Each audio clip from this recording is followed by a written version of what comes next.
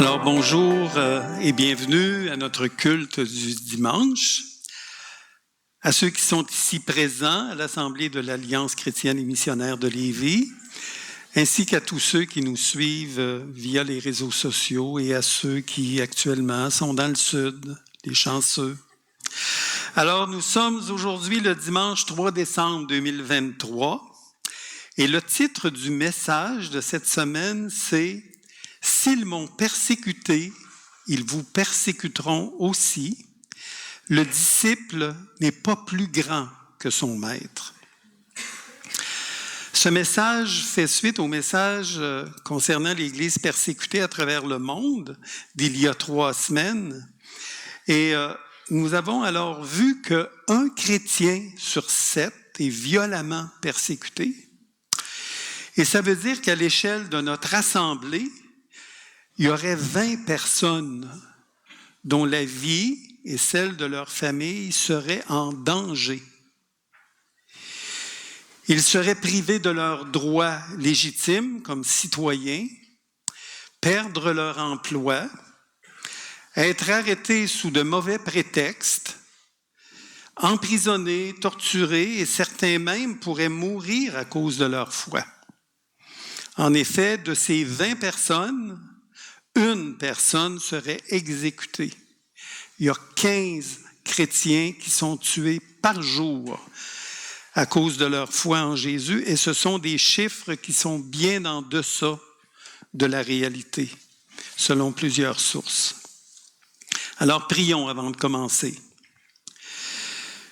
Notre Père Céleste, aujourd'hui, nous allons regarder ensemble le sujet de la persécution de ceux qui portent ton nom. Et nous faisons partie de ceux-là, Seigneur. Ce que je te demande aujourd'hui pour nous, c'est d'avoir la même joie qu'avaient les apôtres Pierre et Jean après leur arrestation. Et après avoir été fouettés, de pouvoir dire ces paroles rapportées dans le livre des Actes. Et c'est des paroles tellement édifiantes qui dit qu'ils étaient heureux d'avoir été trouvés dignes de subir des outrages pour le nom de Jésus. Alors, Seigneur, nous voulons nous-mêmes pouvoir se dire heureux d'être trouvés dignes de subir des outrages pour ton nom. Alors, Père, renouvelle notre intelligence sur ce sujet, s'il te plaît. On en a vraiment besoin.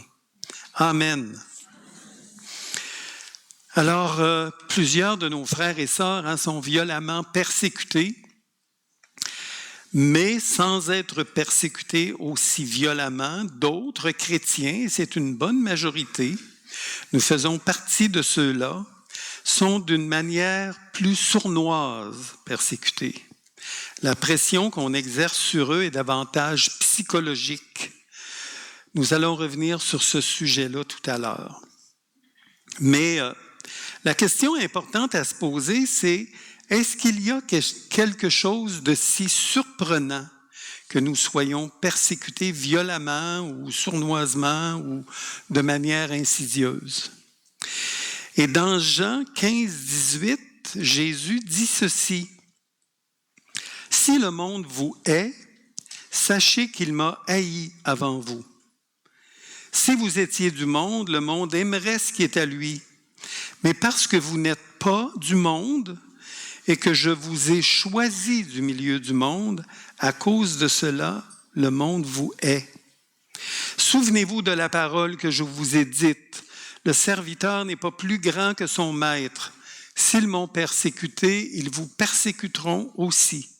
S'ils ont gardé ma parole, c'est encourageant, ils garderont aussi la vôtre. Mais ils vous feront toutes ces choses à cause de mon nom, parce qu'ils ne connaissent pas celui qui m'a envoyé. » Cet avertissement de Jésus, là, il est vraiment éloquent. Jésus met clairement en évidence de ne pas être surpris que le monde nous déteste, parce que lui-même a été détesté. Il a été détesté au point qu'on le crucifie. Et en tant que serviteurs, nous ne sommes pas plus grands que notre Maître. Jésus mentionne 2 raisons pour lesquelles le monde nous déteste. La première, c'est parce que nous n'appartenons pas au monde, érigé en système autour de nous. Nous sommes haïs parce que les véritables disciples ne participent pas aux œuvres du monde et ils ne pensent pas non plus comme le monde. Et la deuxième raison, c'est parce que Dieu nous a choisis du milieu du monde. Les paroles de Jésus sont claires, hein? « Je vous ai choisis du milieu du monde et à cause de cela, le monde vous hait. » Le nom de Jésus sépare le monde en 2. Hein? Ceux qui lui appartiennent et qui portent son nom, c'est-à-dire ceux qu'il a choisis du milieu du monde, d'un côté, et ceux qui ne lui appartiennent pas, de l'autre.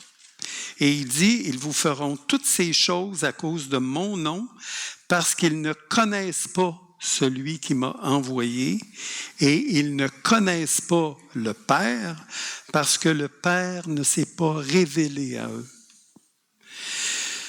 Jésus a énoncé cette pensée plusieurs fois durant son ministère. Hein. Il dit dans Jean 16, « Vous aurez des tribulations dans le monde, mais prenez courage, j'ai vaincu le monde. » Le même discours est tenu par l'apôtre Paul dans Actes 14. Il va dire « Il fortifiait l'esprit des disciples, les exhortant à persévérer dans la foi et disant que c'est par beaucoup de tribulations qu'il nous faut entrer dans le royaume de Dieu. » Paul a lui-même été très persécuté. Il est allé en prison plusieurs fois.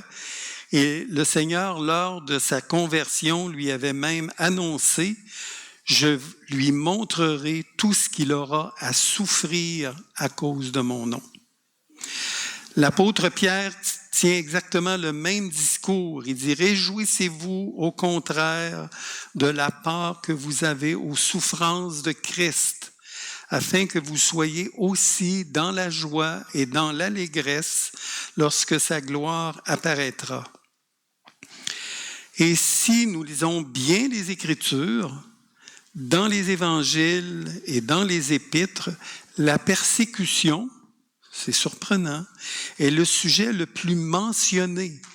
Il est mentionné autant de fois que le salut. Donc, la persécution, c'est présent dans la vie des chrétiens.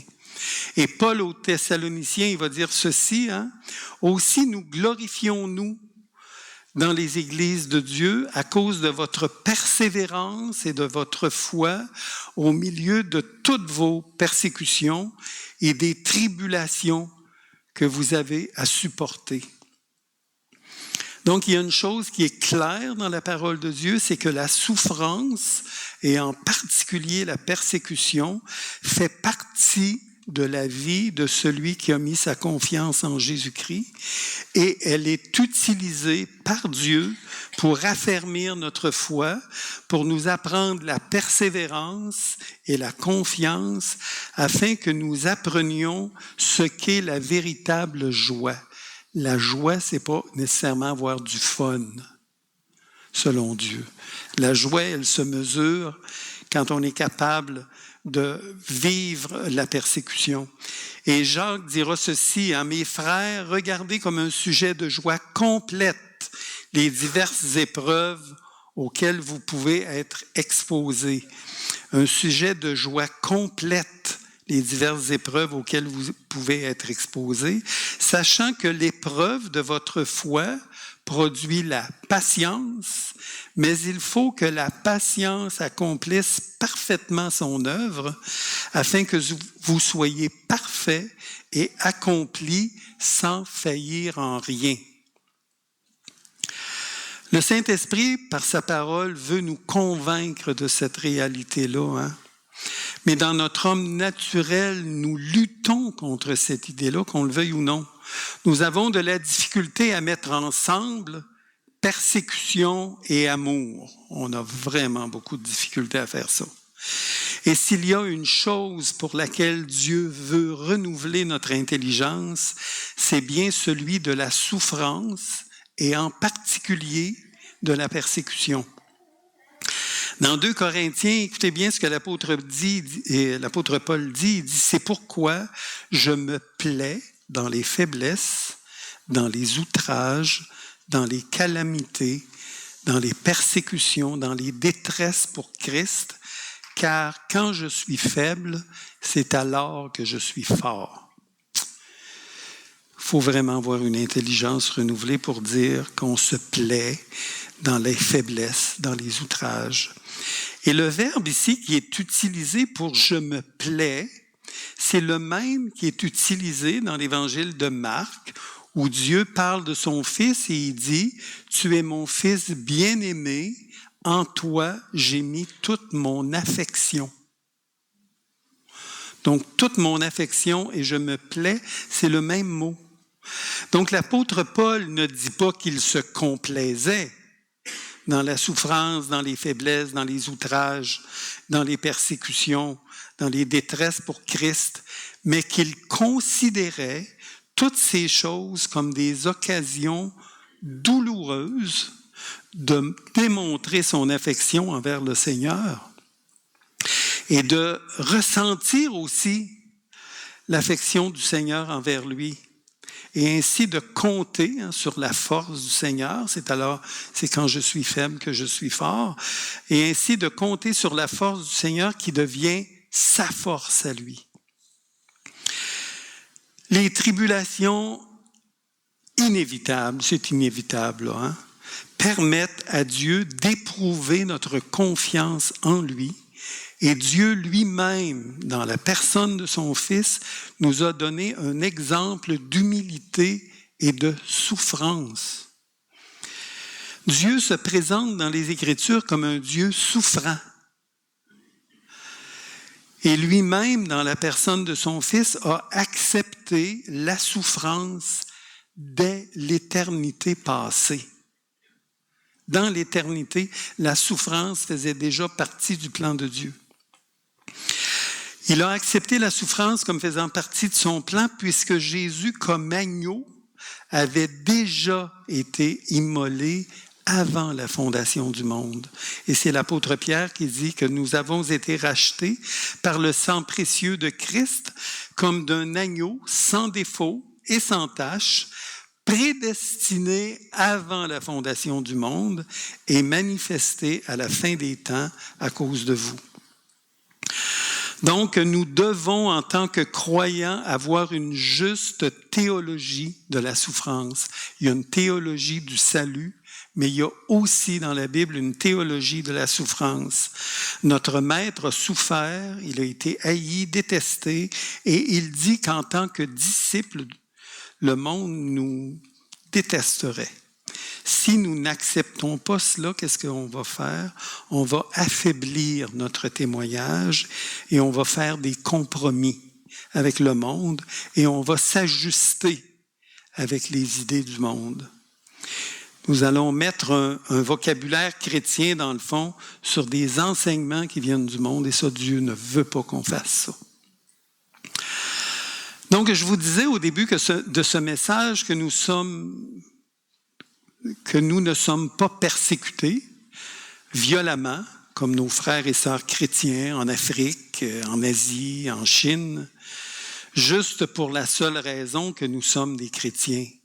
Mais nous faisons partie de ceux qui sont persécutés d'une façon plus insidieuse. La pression qui s'exerce sur nous vient de l'extérieur de l'Église, mais aussi de l'intérieur de l'Église. Ça peut paraître surprenant, là, mais on va regarder ça tout à l'heure. De l'extérieur, la pression est davantage psychologique, puis on parle beaucoup d'intimidation, mais il y en a de l'extérieur envers les chrétiens. Lorsque l'on parle des valeurs judéo-chrétiennes, c'est toujours en termes négatifs, tout le temps. Lorsque l'on mentionne le mot Bible, le mot péché, le mot évangile, même le mot Dieu, dépendant des gens à qui on s'adresse, tout de suite, il y a des petits sourires moqueurs qui apparaissent sur les visages. Et ça, c'est des sourires qui signifient clairement que nous vivons dans un autre temps. Qu'on est un petit peu comme des arriérés qui croient ces choses-là, puis qu'on n'est pas très moderne. Plusieurs d'entre nous ont été, pas toujours gentiment, pour ne pas dire durement, mis à l'écart de leur famille, de leur cercle d'amis, de leur milieu professionnel, ou s'ils ne l'ont pas été, on leur a fait comprendre qu'on ne voulait pas entendre parler de religion. Parlez-nous pas de ces affaires-là. Donc, c'est difficile aussi pour un chrétien de s'exprimer au sujet du relâchement moral de la société. Essayez pour voir qu'est-ce qu'on va faire. De la banalisation de certaines pratiques sexuelles, d'émettre d'autres idées que celles reçues par la communauté scientifique concernant la théorie de l'évolution. Essayez ça pour voir de parler que vous croyez, vous, à la création. Vous allez voir les petits sourires. Difficile de se prononcer aussi sur le respect de la vie, sans être taxé d'une étiquette hostile. Alors, qu'est-ce que plusieurs ont appris, ont fait? En tant que croyants en Jésus-Christ, ils ont appris à se taire. Puis ils ont appris à avoir peur, à s'effacer, au lieu de considérer qu'il n'y a rien d'anormal à ce que le monde réagisse ainsi. Jésus nous a prévenus que nous serions mis de côté, comme il l'a été, lui, parce que nous ne participons pas aux idées du monde. La persécution qui vient de l'extérieur, elle est plus oppressante. Mais elle peut aussi venir de l'intérieur de l'Église. Et ça se fait subtilement en ajustant la doctrine aux idées du monde. L'apôtre Paul va nous mettre en garde contre ce genre d'enseignement. Et il nous invite à être solidement fondés dans la parole. Et dans Éphésiens, il va dire, il faut être fondé dans la parole afin que nous ne soyons plus des enfants flottants et emportés à tout vent de doctrine par la tromperie des hommes, par leur ruse dans les moyens de séduction. Ces doctrines trompeuses mettent l'accent sur le succès au lieu de la consécration, se préoccupent de notre bien-être et de notre épanouissement au lieu de rechercher à être renouvelés dans notre intelligence. Et frères et sœurs, on en a vraiment besoin. Ils prêchent un évangile basé sur la prospérité matérielle, entre autres, où la souffrance et la persécution sont totalement absents et où la prospérité est la preuve que Dieu nous approuve. Ces enseignements affaiblissent aussi la doctrine de la rédemption.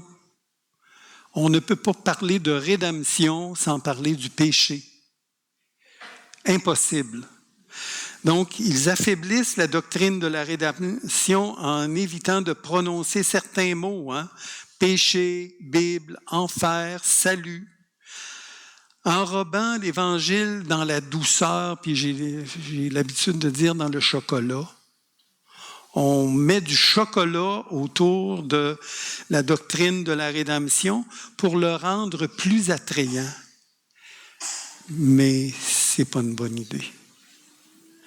Un évangile aussi où les émotions sont en avant-plan au détriment de ce que disent les Écritures.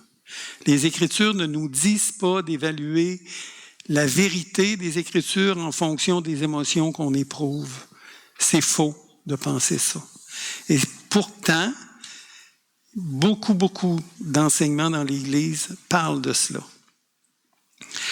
Donc, cette sorte de faux enseignement répandu dans l'Église exerce une pression sur ceux qui veulent rester fidèles à l'Évangile, où Dieu dit de ne pas considérer comme une chose étrange d'être persécuté et de considérer les choses du point de vue de Dieu qui dit de nous réjouir pour les outrages, les persécutions, les calamités, les railleries, parce qu'elles sont des preuves qu'on lui appartient. C'est Jésus lui-même qui dit ça, là. Puis moi, je suis content que ce soit lui qui le dise, là. Dans Matthieu 5, il dit « Heureux serez-vous lorsqu'on vous outragera, qu'on vous persécutera et qu'on dira faussement de vous toutes sortes de mal à cause de moi. Réjouissez-vous et soyez dans l'allégresse parce que votre récompense sera grande dans les cieux. » Puis moi, je me souviens d'avoir prié ça. Car c'est ainsi qu'on a persécuté les prophètes qui ont été avant nous. Il n'y a rien de surprenant à ce qu'on soit persécuté parce qu'on appartient au Christ. Donc, ces paroles de Jésus sont claires et sans équivoque. Nous devons intégrer la persécution à notre vie des disciples et avoir les yeux fixés sur ce qu'il nous promet dans l'éternité.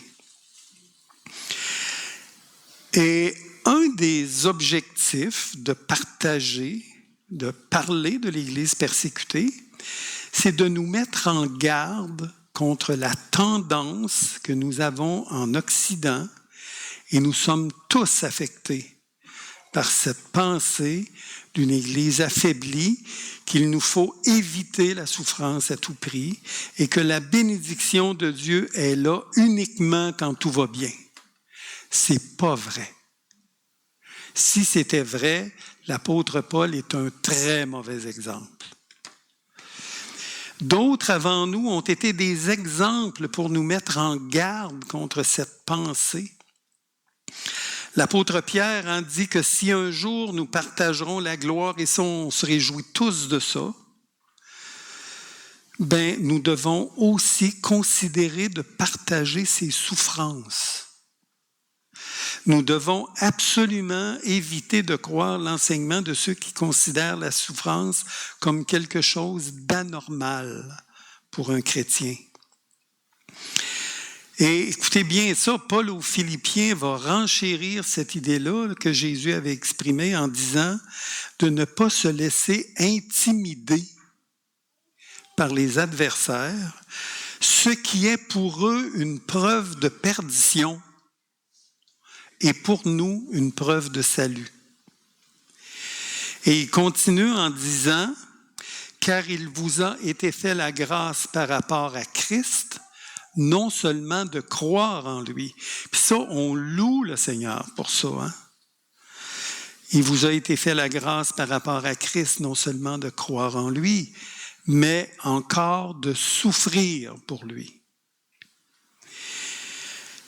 Il faut dès maintenant envisager de souffrir et de mourir s'il le faut pour rester fidèle à notre Maître. Si nous ne prenons pas cette décision maintenant, avant que la persécution soit là, nous sommes à risque quand la persécution viendra. Puis là, je vais faire une grande digression. Lise Boisseau et moi, à chaque année, on vous parle de l'Église persécutée et à chaque semaine, on vous envoie des nouvelles, non seulement pour prier pour les chrétiens persécutés et connaître leur situation, mais aussi pour que nous considérions la persécution comme faisant partie du choix de Dieu. C'est Dieu qui a choisi ça comme ça pour notre vie de disciples sur terre et pour que nous imitions la force que les chrétiens persécutés puisent dans leur relation avec Dieu. Ils puisent ça là. puis c'est pas ça en eux-mêmes. Je vous ai déjà raconté comment Dieu nous a appelés, Lise et moi, puis je vous ai déjà raconté ça, mais je vous renouvelle la mémoire, là.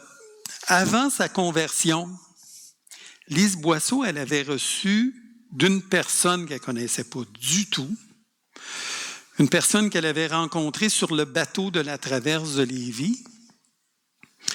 Et la personne lui avait remis le livre « L'Église du silence torturée pour le Christ » de Richard Wurmbrand. Et la personne lui avait dit « Je te le donne, mais à condition que tu le lises. » Puis Lise avait dit « Oui, je vais le lire. » Mais quand elle est arrivée chez elle, elle a pris le livre, elle l'a mis dans un tiroir, mais elle l'a oublié là complètement. Mais après sa conversion, elle est venue à l'église. Et elle a vu le livre dans la bibliothèque, là, où des livres à vendre, puis elle l'a acheté. Puis c'est plus tard qu'elle a trouvé l'autre copie dans son tiroir. Et en tout cas, ce que je dis à Lise, moi, c'est il t'a doublement confirmé que c'était le ministère qu'il te confiait dans l'Église. Mais moi, en 1981, le premier livre que j'ai acheté, c'est le même livre. J'avais choisi ça, l'Église du silence torturée pour le Christ. Et c'est comme si, sans le savoir, Dieu nous dirigeait, chacun de notre côté, à considérer qu'il nous confiait la tâche d'être sensibles à ce qui se passe dans les pays où les chrétiens sont persécutés et d'en parler autour de nous. Puis je vous dirais que beaucoup d'églises, même ici au Québec, ignorent qu'il y a des chrétiens qui sont persécutés dans le monde, là. Ou en tout cas, ils savent intellectuellement sans trop mesurer le phénomène. Et personnellement, je me souviens que la lecture de ce livre-là nous a préparés, Doris et moi, à la persécution qui nous attendait. On n'a pas été violemment persécutés, là, mais notre famille, puis nos amis, puis plusieurs nous ont mis de côté et nous ont fait savoir qu'ils ne voulaient pas entendre parler de religion, puis qu'ils ne voulaient pas entendre parler de nos affaires, là, avec des points de suspension, là. Même les personnes les plus proches de nous ont même parlé de nous renier. Parce qu'on reniait notre religion, selon eux. Et je me souviens qu'on avait prié pour eux, pour ceux qui nous persécutaient. Et moi, là, j'avais vraiment été, quand j'ai lu ce livre-là, puis je vais vous en partager tantôt des bribes, là, ce qui m'avait fasciné dans ce livre-là, c'est la façon dont Dieu avait appelé Wurmbrand. Et la fermeté et le courage avec laquelle il avait fait face à la persécution.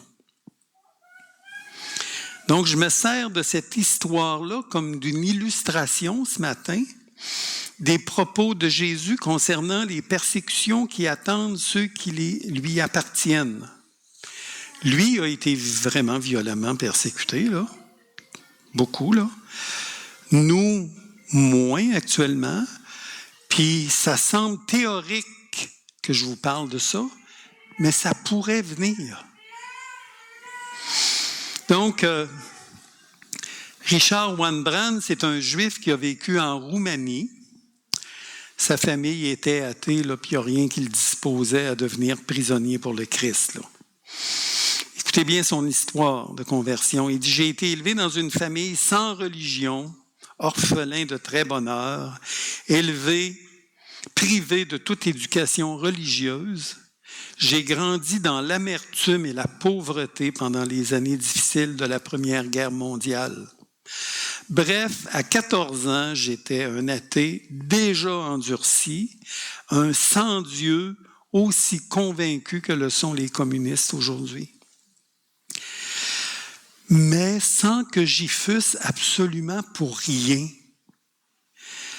car j'avais un caractère détestable, Dieu me faisait, je l'ai compris plus tard, la grâce d'être ceux qu'il choisit pour d'incompréhensibles raisons. Êtes-vous capable de trouver la raison, vous autres, pourquoi Dieu vous a choisi? Bien, lui, il est dans la même position que nous. Puis j'en regarde présentement qui se disent, non, moi, si j'avais été à la place de Dieu, je ne me serais pas choisi. Il dit, en dépit de mon athéisme, quelque chose d'inconscient m'attirait toujours vers les églises. Il m'était difficile de passer près d'un de ces édifices sans y entrer. Et pourtant, je ne comprenais jamais rien de ce qui s'y passait. Les sermons que j'y entendais n'éveillaient aucun écho dans mon cœur. J'étais persuadé qu'il ne s'y trouvait pas de Dieu. Et puis un jour, moi, l'athée endurci, il se met à prier. Et il dit ceci, Dieu, moi je suis sûr que tu n'existes pas. Mais si par hasard tu existes, ce que je nie, ce n'est pas de mon devoir de croire en toi. C'est à toi, au contraire. C'est toi, au contraire, qui as le devoir de te révéler à moi. Moi, je ne crois pas en toi, là, mais c'est à toi. C'est toi qui as le devoir de te révéler à moi. Et Dieu a toujours une réponse pour celui dans le cœur duquel il suscite le désir de le connaître. Alors, voici ce que raconte Juan Brand. Il dit, vous allez ici comprendre, là, c'est ça, là, pourquoi je suis si sensible, puis j'en parle souvent, au travail providentiel de Dieu qui est présent dans chacun de nos témoignages. Chacun de nos témoignages, on peut voir l'action de Dieu qui nous a attirés à lui. Alors, dans un village accroché aux montagnes de Roumanie, un vieux charpentier priait ainsi de son côté. Soyez attentifs là, à la synergie du travail de Dieu. Il y a d'un côté Juan Brand qui demande à Dieu de se révéler à lui, et Dieu qui place en lui, dans son cœur, le désir de le chercher, et un vieux charpentier, et voici sa prière au charpentier. Mon Dieu, je vous ai servi ici-bas et je voudrais bien en être récompensé sur la terre comme au ciel.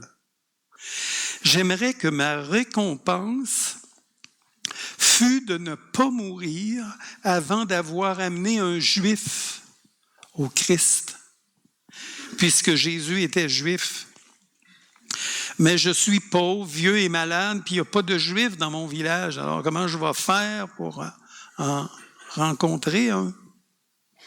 Amenez-moi donc vous-même un Juif et je ferai de mon mieux pour le gagner au Christ. Et là, Juan Brand raconte qu'une force irrésistible me poussa vers ce village où je n'avais absolument aucun besoin d'aller. Je n'avais pas besoin d'aller là, moi, là. Il y en a 12 000 en Roumanie. Et c'est à lui que je suis allé. Apprenant que j'étais juif, le vieux charpentier se mit à me faire une cour, à rendre jalouse une jolie fille. Parce qu'il voyait en moi la réponse à sa prière. Il me donna une Bible à lire. Souvent, j'avais lu la Bible par simple intérêt culturel. Mais celle qu'il me donna était d'une autre sorte. Il me dit par la suite que pendant des heures, lui et sa femme prièrent pour ma conversion et celle de mon épouse. Aussi, plutôt qu'en caractère d'imprimerie, sa Bible était écrite en flammes de feu, d'amour, allumée par ses prières. À peine pouvais-je la lire, je pleurais, déçu en comparant ma triste existence à celle de Jésus, mon impureté à la pureté de Jésus, ma haine à l'amour de Jésus. Et Jésus m'accepta parmi les siens. Peu de temps après, ma femme se convertit elle aussi. Elle amena au Christ d'autres âmes qui, à leur tour, en entraînèrent d'autres. Et c'est ainsi qu'en Roumanie est née une nouvelle communauté luthérienne. Wurmbrand est devenu pasteur sous l'occupation nazie. Plusieurs fois, sa femme et lui ont été arrêtés, battus, traînés devant les juges nazis. Mais il confesse lui-même que les tortures nazies étaient bien peu en comparaison de ce qui se passerait sous la domination de Staline. Il dit « Cette époque nous fut pourtant avantageuse. » Retenez bien ce qu'il dit ici. Elle nous apprit que nous pouvions supporter d'être battus et qu'avec le secours de la grâce de Dieu, l'esprit humain est capable de surmonter d'affreuses tortures. Moi, ça m'encourage. Et là, il va déclarer quelque chose, il va dire que l'amour parle le même langage que la séduction. Puis ça illustre bien ce qui se passe dans le monde, mais dans l'Église aussi. Alors, il dit qu'une fois au pouvoir, les communistes usèrent envers l'Église d'habiles moyens de séduction. Et ça, j'aime beaucoup ça, puis retenez ça. Il dit « Le langage de l'amoureux est le même que celui du séducteur. Celui qui désire une fille pour la vie et celui qui la veut seulement pour une nuit et la rejettera le lendemain disent tous les deux « Je t'aime ». Tous les deux. Et c'est ce qui s'est passé pour eux. Jésus nous a appris, par contre, à distinguer le langage de l'amour et celui de la séduction. Alors, ce qu'il dit, c'est lorsque les Soviétiques ont pris le pouvoir, ils ont réuni des milliers de prêtres, de pasteurs de toutes les dominations qui ne surent pas distinguer ces deux langages. Et ça, c'est le danger qui guette l'Église de l'Occident. Formuler un autre évangile, puis extraire de l'Évangile tous les passages qui ne font pas notre affaire, puis la persécution, ça n'existe pas, nous sommes des enfants de Dieu, tout va bien, tout. Non, c'est pas vrai. Ils ont même choisi comme président d'honneur Joseph Staline, qui au même moment présidait le Congrès mondial des sans-dieu et qui exécutera plus tard beaucoup de chrétiens. Donc, l'un après l'autre, des évêques, des pasteurs se levèrent dans notre Parlement et déclarèrent que communisme et christianisme étaient fondamentalement apparentés et pouvaient coexister. L'un après l'autre, ils firent l'éloge du communisme et se portèrent garants de la loyauté de l'Église envers le nouveau gouvernement. Il dit, j'étais là, et ma femme était assise à côté de moi. Soudain, elle me dit, « Debout, Richard, ils ont craché au visage du Christ, lave cette honte. »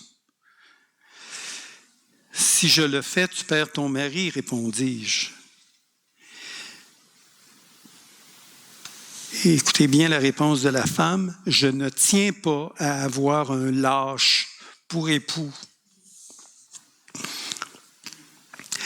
Ça, c'est le langage d'une femme qui exerce son autorité d'influence auprès de son mari. Vous souvenez-vous que Ève avait influencé Adam à partir du langage de la séduction. Et Adam n'avait pas exercé son autorité de direction, il avait agi en lâche. Mais la femme de Wurmbrand l'a influencé en fonction de la parole de Dieu. Elle préférait avoir un mari mort qu'un traître et un lâche comme mari. Et Wurmbrand s'est laissé influencer selon Dieu, par son épouse, et il a exercé son autorité de direction vis-à-vis des autorités soviétiques et de la nation roumaine. Écoutez bien, alors je me levai et je pris la parole pour louer non pas les assassins des chrétiens, le régime communiste, mais le Christ Dieu à qui, dis-je, est due d'abord notre fidélité.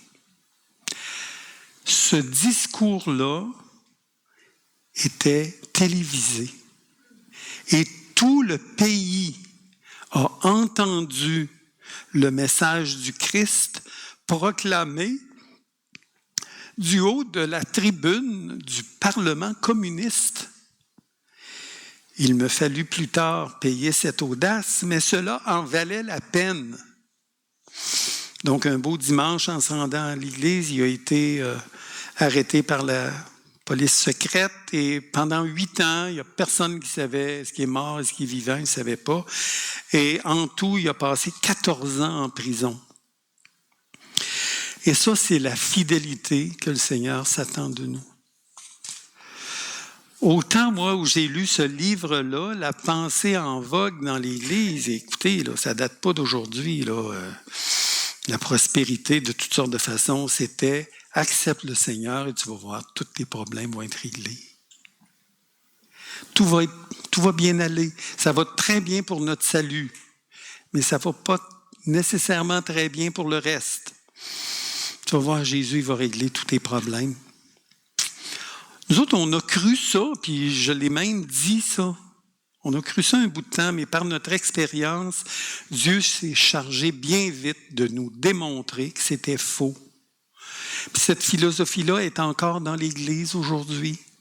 Elle porte d'autres noms. L'Évangile de la prospérité, du bien-être, du bonheur sans la souffrance et tout ça. Le langage de l'amour et le langage de la séduction sont semblables, frères et sœurs, mais c'est irréconciliable. Ça se peut pas. Quand vient le temps de la persécution, la première idée qui vient en tête des chrétiens qui n'ont pas pris la décision d'inclure la persécution et la souffrance et le renoncement aussi, on pourrait parler de ça aussi, là. Dans la vie du disciple, leur première réaction pour éviter l'opprobre de Christ, c'est d'amoindrir le message, de s'effacer, d'avoir peur, de diluer la doctrine, de quitter surtout le rassemblement des chrétiens. C'est ce que voulaient faire les chrétiens de l'Épître aux Hébreux. Toute une épître a été écrite pour dire aux chrétiens c'est un choix que vous n'avez pas, que vous n'avez pas la possibilité de faire si vous êtes de véritables disciples de Christ. Frères et sœurs, la vie de Richard Wurmbrand, comme celle des apôtres, comme celle des martyrs dans l'Église, comme celle des chrétiens persécutés actuellement, est un exemple de fidélité envers le Seigneur. Et la décision de suivre le Seigneur jusque dans la mort devrait faire partie de notre consécration. Il y a des chants on en a chanté ce matin, hein? « Je te donne tout », là. On chante ça souvent. Mais je te donne tout, ça implique aussi de donner notre vie pour lui, si on devait se rendre là. Donc, je reprends en guise de conclusion les paroles de l'apôtre Pierre, qui, après avoir été battu, a déclaré ceci, hein, qu'il était joyeux d'avoir été trouvé digne de subir des outrages pour le nom de Jésus. Donc, je vous laisse avec des questions de réflexion. Donc, partagez sur le texte de Jean 15 concernant les raisons pour lesquelles le monde déteste les disciples de Jésus-Christ. C'est un texte qui est fort, c'est un texte qui a besoin d'être médité. L'autre, c'est une question: avez-vous intégré à votre vie de disciple le choix d'être persécuté et même de mourir pour le Christ s'il devait en être question dans notre société? Puis écoutez, ça peut venir. Ça peut venir. Identifier des doctrines trompeuses et séductrices qui minent l'enseignement des Écritures actuellement et les conséquences désastreuses sur les chrétiens qui ne sont pas vigilants. Et j'en ai une autre que je n'avais pas donnée qui dit: qu'avez-vous retenu du témoignage de Richard Wurmbrand et de l'intervention de son épouse? Tellement bon.